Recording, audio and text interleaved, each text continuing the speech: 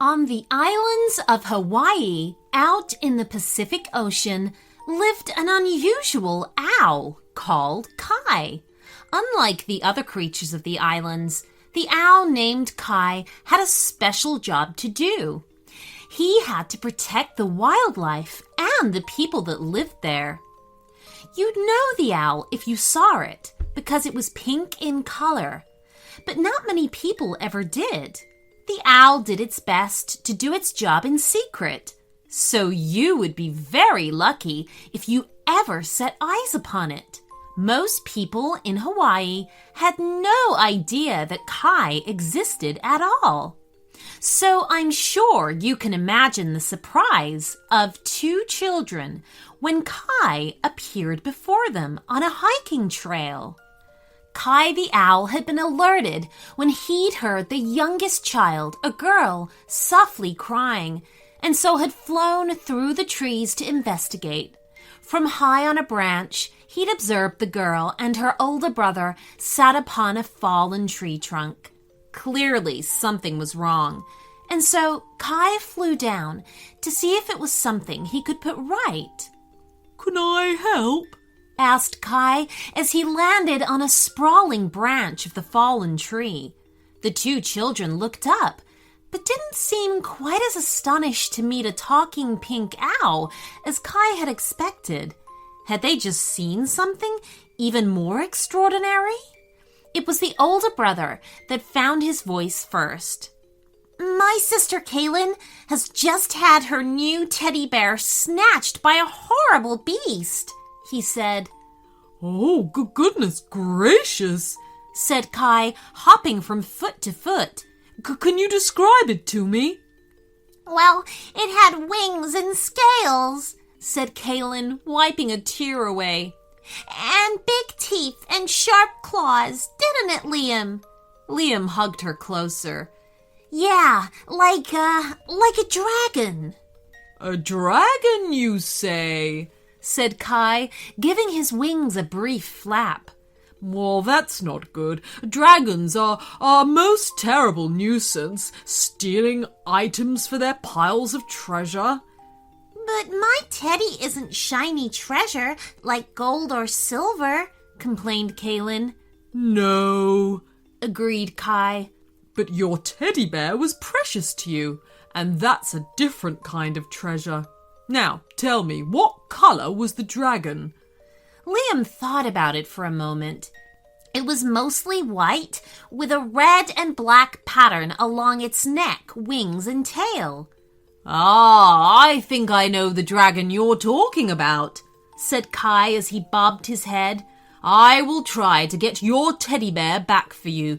Do you have somewhere safe to go?" "Our mom is just along the trail laying out a picnic," explained Kaylin. "Then go and join her. I'll find you when I'm done." Then, as swiftly as he'd arrived, Kay took to the air, leaving the hopeful two children behind. Kay didn't have to deal with dragons very often, and when he did, he could usually handle them himself. But the dragon that had stolen the teddy bear was a large and fearsome creature, and Kai knew he was going to need someone to help. So he flew into the forest to a twisted old tree with a large hole high up on its trunk. He landed beside the hole and called into it. "Owls of the world, hear my plea. I need 2 owls to help me." The tree began to shimmer and sparkle, and the hole started to glow. Then, quite suddenly, 2 owls swooped out into the Hawaiian sky, one red and one green. "Hello, Kai," said the green owl as she turned in the air to land on the branch beside him. "Greetings, Lee," replied Kai happily. "And good to see you, Di." "And you," said Di the red owl. "What's the trouble?" "Dragon trouble," said Kai seriously. I think Mauritius the Greedy has woken once more and is adding more treasure to his hoard. If we don't stop him, he'll cause all sorts of trouble." "Mauritius?" said Lee in disgust. "Oh, he's a nasty one." "Then there's no time to waste," frowned Di. "Let's get this done." Hawaii is made up of 8 main islands and over 120 small ones. It was to one of these smaller islands that the 3 colorful owls now flew. They circled high above, looking for evidence that the dragon Mauritius the Greedy was at home. And sure enough, they could see a curl of smoke emerging from his lair. "Oh, what should we do?" asked Kai. "In my country, Wales, a choir of us sing the dragons back to sleep with ancient lullabies," explained Di. "And in China," carried on Lee, "we place garlands of the sweet-smelling night blossom to soothe them into a slumber." "But we don't have any night blossom," said Kai. "And Lee and I don't know the ancient lullabies." "Then what do we do?" asked Di. "We must act quickly before Mauritius leaves his lair once more," warned Lee. Said Kai. "I have an idea, but I don't know if it will work."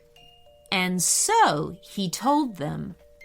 Below them, in his cave, Mauritius the Greedy lay curled up upon his large treasure hoard. He was pleased with all the items he had collected over his long life. There were many gold and silver items that glinted in the light, and there were many other things once precious to somebody mixed in amongst them. An old painting of a beautiful lady, a necklace made of pearls, and a roll of purple silk, a statue made of bronze, a thick and heavy watch, and even a motorbike could be seen in the dragon's pile. But he wanted more, because this dragon was indeed greedy. "Oh, time to collect my treasures," smiled Mauritius as he climbed to his feet and flexed his wings. "We have some more treasures for you," said a voice in the darkness. "Who goes there?" boomed the dragon angrily. "Who dares enter my lair? I'll eat you alive," he roared. "We are just simple owls," said Kai. "We're no threat to you." "Or your treasure," said Lee. "In fact," said Di, "we bring you treasures you do not have." "Treasure I do not have?" said the dragon, suddenly interested. "What do you mean?" His greed was already distracting him from his angry outburst. "Stories," said Kai. "Stories?" said Mauritius. "I cannot collect a story. I cannot add a story to my pile of treasures." "Oh, but you can," explained Kai. "But you will collect them in your head instead. Stories are the greatest treasure of them all, because they can take you anywhere at any time and share with you all the possible wonders of the universe." "Really?" said the dragon. "Stories do sound valuable. Tell me one, so I can decide for myself." "Very well," said Di, the red owl. "Are you sitting comfortably?" The dragon settled atop his treasure. "Yes, I am ready." Di nodded. "Then I shall begin." And Di told a tale of an ancient prince and his faithful hound. And the dragon drank in every word. When Di finished, the dragon nodded thoughtfully. "Oh, that was very good. Do you have another?"